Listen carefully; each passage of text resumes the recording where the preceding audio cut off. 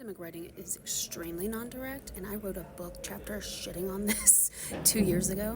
2 chapters in this book, Navigating Your Ph.D., and I don't get any money for this. The money actually goes towards funding an applied social psychology program at my alma mater, FIU. One of the chapters I wrote was on social class culture clashes when you're from a working class background and you get into elite academia. And one of the biggest ones is what they call scientific writing. And there's a lot that can be loaded with that, and I'm sure my comments are going to be people arguing with it, but I wrote in this chapter how that is never taught. I went to school for 11 years. I have 3 degrees. That is never taught. It is assumed you know.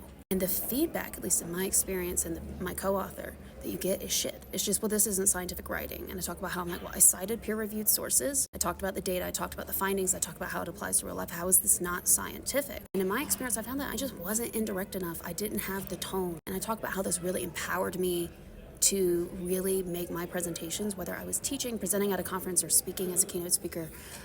Those were my opportunities to really get passionate and talk about what I love, because one thing about academia is it's indirect. The other thing is it's so conflict averse that I knew people would be it would be too taboo to get up and tell me that I'm in the middle of a talk and cause a scene. Not that I ever said anything inappropriate or even cursed or anything, but I was always told when I presented how interactive and amazing and engaging my presentations were. And then I'd get such shit feedback on my writing, and I'd be like, I'm talking about the same stuff. I'm citing the same data.